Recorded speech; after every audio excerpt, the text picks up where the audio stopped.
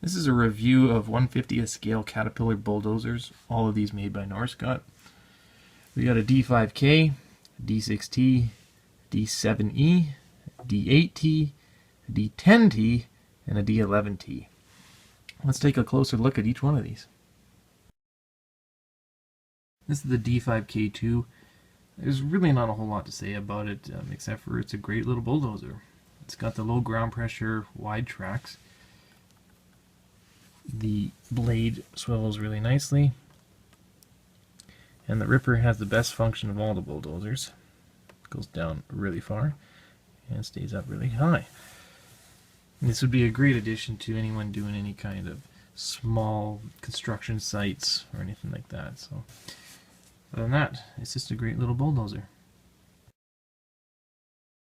The D6T is probably my favorite dozer of them all.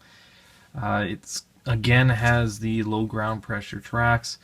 As you can see here, the blade is nice and wide. Overall, it just has a really great aggressive look to it. The blade again swivels quite nicely, like so. The ripper is a bit of a disappointment because it only goes down that far. So like so. But the details are really nice in terms of the, it's got the little fuel filter cap right there. The lights, the handrails, which are metal right there. Not a big fan of the GPS beacon towers there, but I don't know. For what it is, I think it's an excellent model. The D7E is another excellent dozer. It has good graphics around the engine compartment that look realistic from a short distance away. It's good handrails that are painted. The track assembly looks pretty good with the painted sprockets right here. On the cab, there's some gaps that give the illusion that the cab will tilt up just like the real-life one. Unfortunately, it doesn't do that. I do like that the blade lifts up to a realistic level, as you can see. However, these hydraulic cylinders right here give the thought that you can tilt the blade or whatever. However, you can't do that. So if you look on the other side, this piece is fixed. I don't know why they did that, but they did. The ripper goes up and down to decent levels. So overall, this is a very good model. The D8T is the smallest of Caterpillar's large bulldozer lineup, and this one has some good features. It has the hydraulic hoses right here. The headlights are the sharpest that I've seen of any of Norscot's bulldozers. The tracks are good. The sprocket assembly is painted and quite detailed. There's paint on the hydraulic cylinders for the ripper, and the ripper moves, it doesn't go down too far, but it does raise to a decent level. Now, while there is some extra appendages like some filler caps and some handrails and things of that nature, it's all molded from black plastic, and to be honest, it gives it a bit of a cheap look to it, but overall it's still a pretty good model. This is the big D10T. Now, I love a D10. They're one of the largest dozers you're going to find on a job site. However, this replica version from Norscot is a big disappointment. We'll start with the tracks, which are incredibly loose. So if you play with this or use it or whatever, I imagine these tracks are going to fall off, maybe even break. The sprocket assembly are all just molded out of plastic. Well, the detail's pretty good. They're not painted, and so they do not match the Caterpillar paint at all.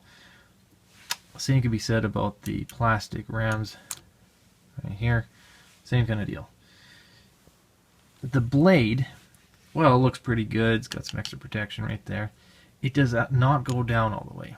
So if we put this in its full correct position, that is as far as it goes down, and there is a gap down along the bottom. So you have to tilt the blade just so it rests along the ground. That, I think, is weird. Also, there's no headlights. I don't know why there is no headlights on this when there is some in the back. So again, another weird feature. Overall, while I like a D10, I think Norscot really did a poor job on this, especially when you consider the money. So for me, I do not recommend this model. Finally, the D11T. This is the largest bulldozer that Cat has to offer. It's even quite a bit bigger than the D10. So first off, a few gripes. The blade itself raises and lowers, but it's very, very stiff, much like the D8, the D10, etc. It's so stiff, I just don't even try to do it. The drive sprocket is, again, just like the D10, it's plastic. In this case, it's actually quite low detail. The ripper only goes down to about there. As you can see, the paint on it is a nice glossy finish, so that's great. However, the blade is a matte finish. I don't really understand why they're different, but they are. However, it is a big model. I like it. It's heavy. The tracks are great.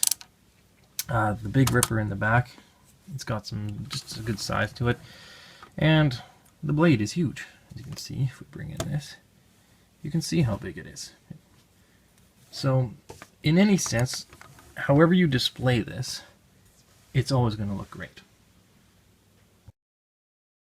So in conclusion, the Bulldozers are a great collection to have.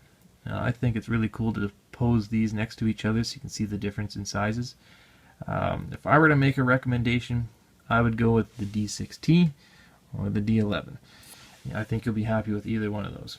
In the future, I'm hoping Norscot comes out with the D9T just to complete the lineup. Thanks for watching.